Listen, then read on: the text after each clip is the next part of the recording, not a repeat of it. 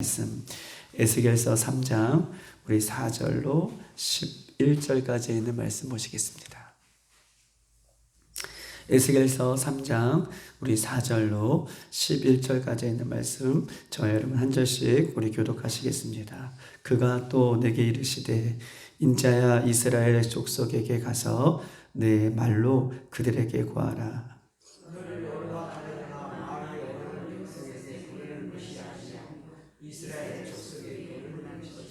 너를 언어가 다르거나 말이 어려워 내가 그들에게 말을 알아듣지 못할 나라들에게 보내는 것이 아니니라.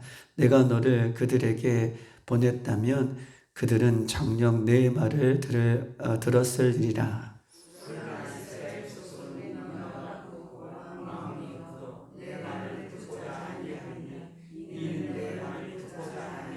보라 내가 그들의 얼굴을 마주보도록 내 얼굴을 굳게 하였고 그들의 이마를 마주보도록 내 이마를 굳게 하였으되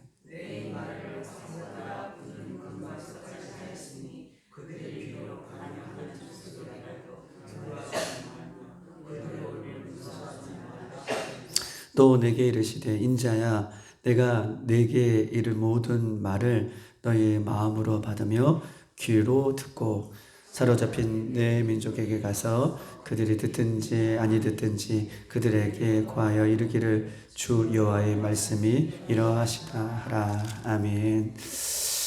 오늘 새벽에도 하나님께서 우리를 만나주시고 하나님의 말씀으로 우리를 채워주실 그 하나님을 찬양합니다. 에스겔 1장부터 3장까지는 하나님께서 에스겔에게 새로운 소명을 주시는 장면인 것을 우리가 누누이 말씀을 드렸어요. 에스겔은 제사장이면서도 선지자로서 누구보다 하나님의 말씀을 잘 아는 사람이었다라고 어저께 말씀드렸어요. 그런데 누구보다 하나님의 말씀을 잘 아는 에스겔에게 하나님은 말씀을 대언하기 전에 말씀을 백성들에게 선포하기 전에 너가 먼저 그 말씀을 먹어라. 입을 벌려라. 그러면 내가 내 배에 너의 창자에 그 말씀을 채우리라 라고 말씀을 해주셨고 에스겔이 먼저 하나님의 말씀으로 충만하게 되기를 하나님께서는 요구하셨습니다. 그런데 에스겔에게 하나님께서 입을 벌려라. 그리고 넣어주시는 말씀은 평안의 말씀, 축복의 말씀, 형통의 말씀, 은혜의 말씀이 아니라 애곡 또 우리에게 주시는 재앙의 말 이런 말을 그 배에 넣어주신다라고 말씀을 드렸습니다.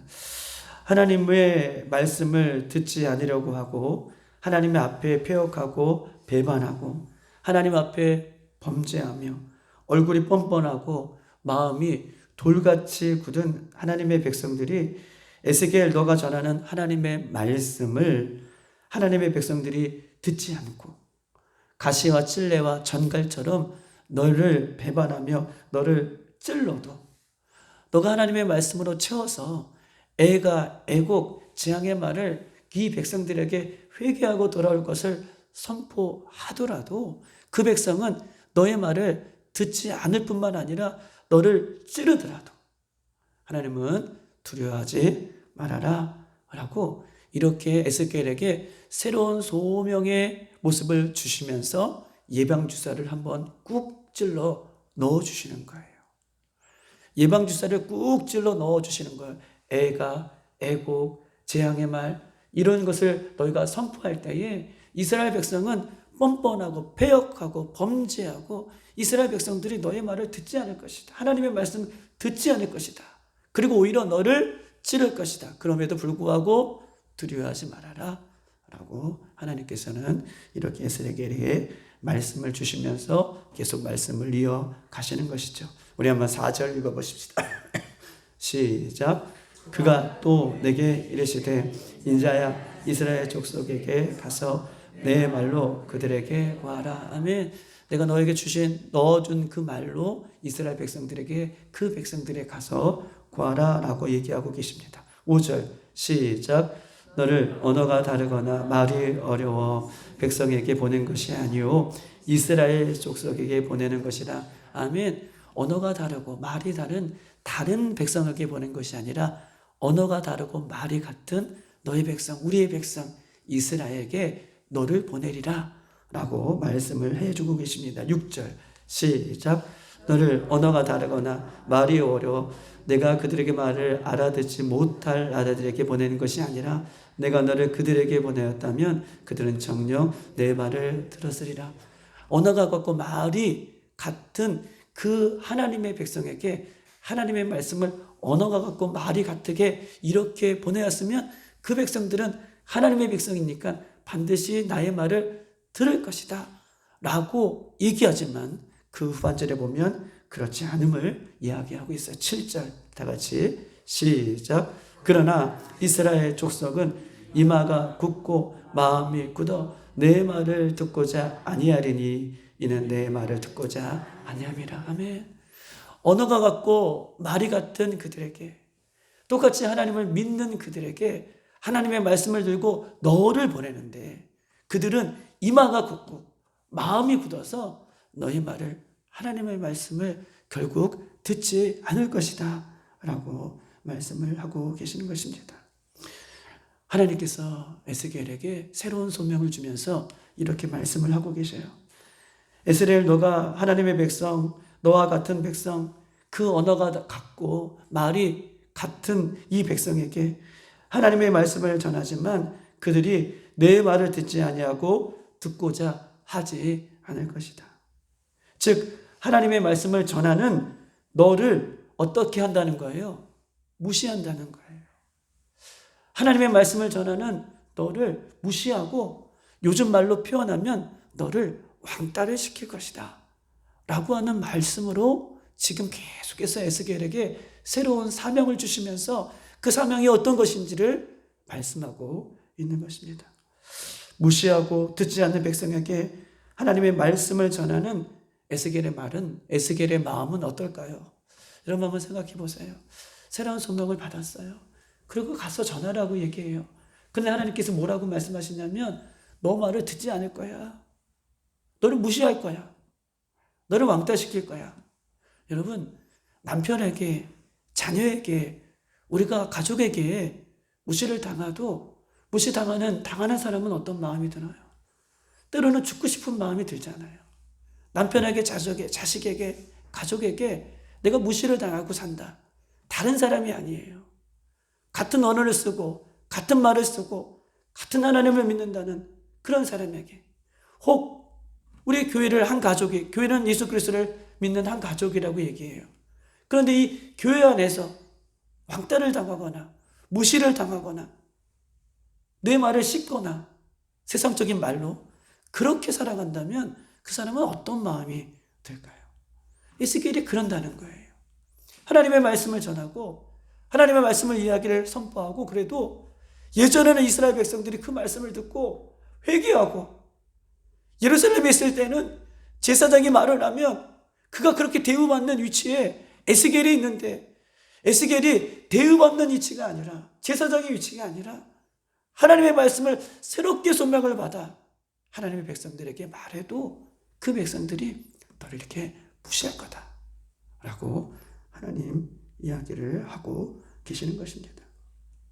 에스겔 면전에서 에스겔을 무시하고 듣기 싫어하고 왕따를 시킬 것이다. 마치 예수님께서 이 땅에 하나님의 아들로 구원자로 메시아로 이 땅에 우리의 죄인들을 사랑하여 주셔서 구원의 은혜를 선포하고 십자가의 구원의 은혜를 선포하고 계심에도 불구하고 죄악된 이 세상은 예수님을 왕따시키고 무식시키고 십자가에 못 박아 매달았던 예수님의 모습처럼 내가 그럴 것이다 라고 이렇게 말씀하고 있는 것입니다.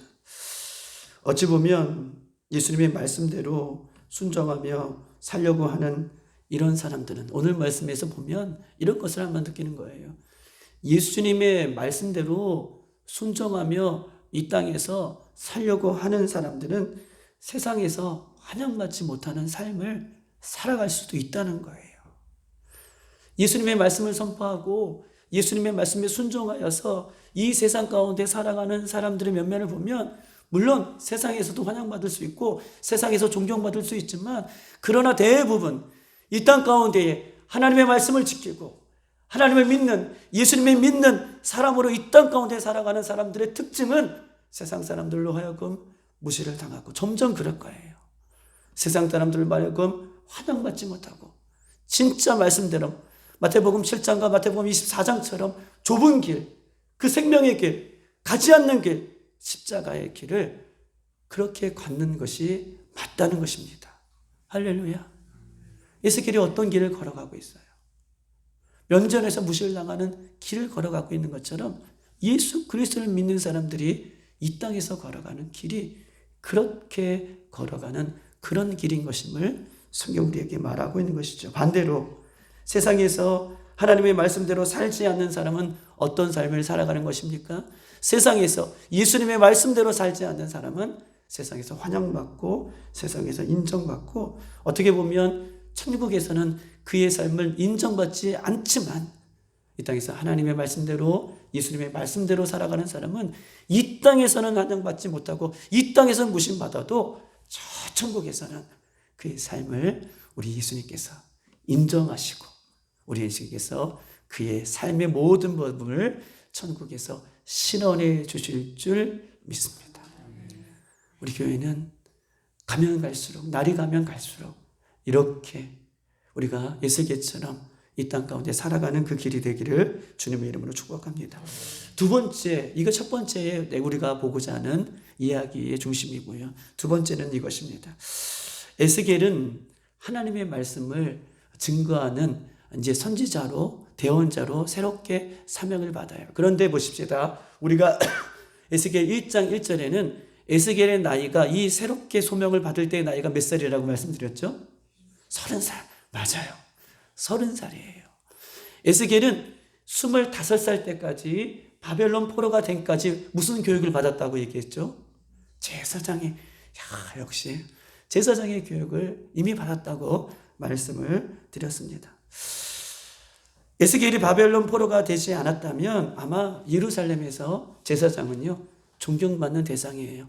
말씀을 지키고 말씀을 가리키고 말씀으로 예배를 드리는, 어떻게 보면 존경받고 인기 많고 또한 사람들로 하여금 많은 것을 누릴 수 있는 그런 모습이 제사장의 직분을 감당하는 이 에스겔의 옛 모습이 있을 수 있다라고 이렇게 말씀을 드릴 수 있는 것입니다. 그런데 하나님은 에스겔에게 인자야 라고 부르시면서 너가 걷는 길은 선지자의 길이다. 이제부터 대언자의 길이다. 즉 가시밭 같은 길이고 십자가의 길이고 좁은 길이고 고생의 길이다 라고 이렇게 지금 계속해서 예방주사를 넣어주시는 거예요. 야, 너 말 듣지 않을 거야. 얼마나 이마가 굳었는데 너가 그렇게 말해도 너희 백성들이, 하나님의 백성들이 그렇게 말을 하지 않을 거야 라고 말씀을 주시는 것입니다. 즉 다시 말해서 우리가 하나님으로부터 새로운 소명을 부여받을 때에는 나의 예전 것, 나의 옛 생각, 나의 옛 마음, 옛날에 가졌던 그 제사장의 직분, 내가 누리려고 했던 혹은 내가 가지려고 했던 나의 평탄한 길 혹은 나의 길, 우리 하나님께서 뭐라고 말씀하십니까? 사람이 계획할지라도 그 걸음을 인도하시는 분이 누구예요? 하나님이시라고 그러잖아요.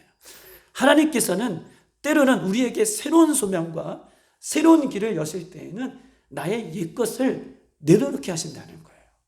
나의 옛것, 25살 때까지 나는 이렇게 살 거야. 나는 제사장 가문에서 나는 이런 길을 걸어갈 거야. 라고 어떤 나의 계획들을 다 모든 것들을 내려놓게 하시고 하나님은 새로운 길, 새로운 사명, 새로운 은혜를 우리에게 부어주신다라고 하는 것이 두 번째 오늘 본문을 통해서 우리에게 주시고자 하는 하나님의 마음인 것입니다. 여러분 어떻습니까? 세수를 어디에다 담아야 돼요? 새 가죽 부대에 담아야 돼요. 새 가죽 부대에 담으려면 뭐를 버려야 됩니까? 옛 가죽 부대를 버리고 세수는 새 부대에 담는 것이죠. 옛것 과거의 것, 이것이 모두 나쁘다는 것이 아니에요. 하나님께서 새로운 은혜를 우리에게 베풀어 주실 때 오늘 이 에스겔은 제사장의 모든 부귀영화, 누렸던 모든 직분, 지금까지 배웠던 모든 교육들을 내려놓게 하시고 이제부터는 새로운 사명을 하나님께서는 그에게 부어주시는 것입니다. 하나님께서 오늘날 우리를 부르실 때에 내가 가지고 있는 것, 옛것들 버리라고 때로는 말씀하고 계십니다. 그것이 직분이든 세상적인 학문이든 세상적인 능력이든 세상적인 재물이든 혹은 내가 지금까지 가지고 있었던 소중하게 여겼던 것들이든 때로는 나의 꿈이든 때로는 나의 계획이든 때로는 나의 소망이든 때로는 나의 비전이든 그건 내려놓게 하시는 거예요. 하나님께서 더 좋은 것을 주시기 위해 그것을 때로는 요구하고 계십니다. 예수님을 믿어도 내 꿈과 내 소망이 여러분 이루어지지 않을 때가 있어요. 꼭 들으셔야 돼요. 예수님을 믿어도 내 꿈과 내 비전이 이루어지지 않을 때가 있습니다. 예수님을 따라 예수님을 믿고 그 가는 길이 푸른 초장과 쉴만한 물가가 아닐 수 있다는 것입니다. 오히려 예수님을 믿으면 믿을수록 사망의 음침한 골짜기, 해를 받는 골짜기를 다닐 수 있어요. 에스겔처럼요. 그런데 하나님은 에스겔에게 말씀하고 계셔요. 두려워하지 말아라. 두려워하지 말아라. 내가 너와 함께 하겠다. 라고 에스겔에게 말씀하시는 것처럼 예수님을 믿으면서 나의 계획이 무너지고 나의 비전이 무너지고 때로는 모든 것이 무너질 것 같았던 그런 모습이 있을지라도 두려워하지 말고 무서워하지 말고 예수님은 가장 약할 때 우리를 강하게 하시는 분이 예수님이세요. 할렐루야. 예수님이 강하게 하시면 그것이 진짜 강한 거예요.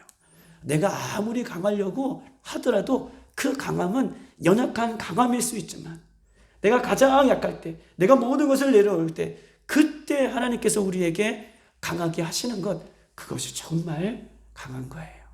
하나님은 에스겔에게 제사장의 모든 직분을 다 먼저 내려놓게 하시고 예방주사를 계속 맞춰주시면서 너에게 새로운 사명, 너가 내려놓을 때 내가 주는 것이다 라고 이렇게 부유하고 말씀하고 있는 것입니다. 오늘 말씀을 빗대어서 한 사람을 더 제가 찾아봤는데 시편의 다윗은 한 나라의 왕이었어요. 그런데 한 나라의 왕이었던 다윗도 수많은 어려움을 겪고 있었는데 그 중에서 가장 어려움을 다윗이 왕으로서 겪었던 때가 언제인가라고 생각해 봤더니 아들 압살롬이 다른 사람이 아니에요. 다른 이방 사람이 아니에요. 쳐들어와서 자기 왕의 자리를 빼앗으면 그래도 나을 것 같아요. 그런데 아들이 반역을 해서 아들 압살롬이 반역을 해서 아버지의 대신들을 죽이고 아버지의 첩들을 백주 대낮에 그렇게 욕보이면서 아버지를 죽이려고 했을 때에 아버지는 어떤 마음이 들었을까요? 그런데 시편 3편 6절에는 이 압살롬이 아들이 반역했을 때에 다윗이 이렇게 고백합니다. 천만인이 나를 에워싸 진칠지라 하여도 나는 두려워하지 아니하리라. 여호와여 일어나소서. 나의 하나님이여 나를 구원하소서. 주께서 나의 모든 원수의 뺨을 치시며 악인의 일을 꺾으셨나이다. 구원은 여호와께 있사오니 주의 복을 주의 백성에게 내리소서. 마치 압살롬 한 명이 반역해서 지금 아버지를 대적하는 그 모습이 얼마나 가슴 아픈지 천만인이 둘러싸서 자기를 어떻게 해요? 죽이려고 하는 것 같은 마음이 들었다는 거예요. 그런데 내가 두려워하지 않는다. 왜냐하면 구원은 하나님께 있다. 하나님 나와 함께 하신다. 이런 마음으로 그가 가장 어려울 때에 고백해내는 그 다윗의 모습을 성경은 이야기하고 있는 것입니다. 자신이 가장 약할 때 나는 두려워하지 않는다. 구원은 하나님께 있다. 여러분, 어떤 상황이 아니라 어떤 사람이 아니라 우리는 하나님을 믿는 사람으로서 우리는 예수님을 믿는 사람으로서 우리는 어떤 상황에도 두려워하지 않는, 사람이 나를 친다 할지라도, 사람은 내 말을 무시한다고 할지라도, 나를 왕따시키는 그런 삶이 우리 가운데 펼쳐질지라도 구원은 하나님께 있사오니 우리 두려워하지 말고 무서워하지 않는 저와 여러분 되시길 주님의 이름으로 축복합니다. 에스겔은 내가 좋은 제사장의 좋은 직분을 내려놓았을 때에 하나님은 선지자라는 대언자라는 새로운 직분을 하나님께서는 주셨습니다. 여러분, 예수님을 믿으면서 마지막이에요. 서 있는 자리가 힘드십니까? 예수님을 믿으면서 여러분 계신 그 자리가 때로는 원망이 되십니까? 에스겔이 얼마나 힘들겠어요. 새로운 사명을 주셨는데 이마가 굳고 마음이 굳어버린 백성에게 이럴 것이다 계속 얘기하시는데 그 말씀을 가지고 가는 에스겔의 그 자리가 얼마나 힘들겠어요. 여러분, 우리가 예수님을 믿으면서 여러분 계신 서 있는 자리가 힘드십니까? 여러분, 우리가 예수님을 믿으면서 여러분 계신 그 자리가 원망스럽습니까? 예수님을 믿으면서 감당하는 그 자리가 불평스럽습니까? 예수님을 믿으면서 서 있는 그 자리에서 벗어나고 싶은 눈물을 흘릴 때가 있으십니까? 그러면 그 자리는 정말 하나님께서 세우신 자리예요. 예수님께서 그 자리에 여러분을 세우신 것이 맞습니다. 저는 이스라엘 백성들의 모습을 보면서 그 모습을 봐요. 이스라엘 백성들의 모습을 보면서 잠시 제가 잊었던 것이 있더라고요. 말씀을 막 보면서 아이고 이스라엘 백성들 제가 이렇게 했지. 이스라엘 백성들의 이 패역한 모습을 보면서 한 가지 잊었던 것은 이스라엘 백성의 모습이 나의 모습이었구나 라는 것을 보게 되는 것이죠. 오늘날 하나님께서 우리를 보실 때에, 나를 보실 때에 하나님의 말씀을 듣기 싫어하고 하나님의 말씀을 듣는 것에 순종하지 않는 하나님의 마음에 대못을 박는 이스라엘 백성들이 저 이스라엘 백성들에 국한된 것이 아니라 오늘날 그것이 나의 모습이구나. 하나님은 나를 사랑하여 주셔서 독생자 예수 그리스도를 이 땅에 보내주시고 그 예수님을 죽이심으로 나를 살려주셨는데도 불구하고 우리는 하나님의 말씀에 귀 기울이지 않는구나. 나는 그렇구나. 라고 하나님께서는 이 에스겔의 모습을 통해서 새로운 사명을 주시지만 반대로 에스겔의 말을 전하는 굳어버린 이스라엘 백성들의 모습을 보면서 나의 모습을 보게 하시는 것입니다. 저는 이 에스겔 1장 한 2번, 3번 이렇게 하면서 제 개인적인 간증인데요. 예수님께서 십자가에 달려서 돌아가시는 그 모습을 한 2번 이렇게 본 것 같아요. 이거는 뭐 제 개인적인 것이니까. 그런데 지금까지는 우리가 아는 상식으로 예수님께서 십자가에 못 박혀 돌아가실 때 십자가의 피가 우리는 붉은 피라고 이렇게 생각이 되어지잖아요. 물론 피는 붉은색이에요. 그런데 이제 에스겔의 이야기를 또 정리하고 말씀을 보면서 연구하면서 예수님께서 우리에게 흘리신 피가 얼마나 맑은지, 오늘 찬송가도 불렀지만 그 피가 얼마나 맑은지, 그 피 한 방울이, 맑은 피 한 방울이 탁 떨어지는데 어떻게 말할 수가, 그냥 시원하고 해갈되고 내 죄가 막 드러나고 그냥 예수님의 보혈의 피 하면 그 피로 우리는 구원을 받았다, 그 피로 우리는 깨끗함을 받았다 라고 이렇게 생각을 하는데 그 피가 얼마나 맑게 떨어지는지 그 맑은 피에 제 목이 채워지고 제 마음이 시원하고 깨끗해지는, 즉 내가 얼마나 주님 앞에 주인인지를 알게 되는 모습을 이 에스겔을 통해서 알게 되었다라고 여러분에게 고백할 수 있는 것입니다. 오늘 에스겔이 하나님의 말씀을 듣기 싫어하고 에스겔을 외면하는 사람들에게 하나님의 말씀을 증거하는 것은 에스겔이 진정으로 하나님을 만났기 때문에 끝까지 그 사명을 감당할 수 있는 것이죠. 하나님을 만나는 사람은, 예수님을 만난 사람은 환경이 아니라 사람이 아니라 말씀으로 살아가는 사람인 것을 오늘 본문을 통해서 이야기합니다. 에스겔은 제사장의 직분을 어렵지만 내려놓을 때에 그 내려놓은 것이 없어지는 것이 아니라 하나님은 그 위에 새로운 사명을 에스겔에게 주신다라고 하는 것입니다. 세 번째로는요, 이 패역한 이스라엘의 백성들이 다른 사람이 아니라 나의 모습이구나 라는 것을 성경 통해서 우리에게 알려주셨던 것처럼 오늘 짧은 말씀이지만 오늘 말씀을 기억하고 하나님께서 주시는 은혜대로 오늘도 기도하고 승리하는 여러분 되시기를 주님의 이름으로 축복합니다. 이 시간 주여 한번 부르고 우리 다 같이 한번 기도하시겠습니다.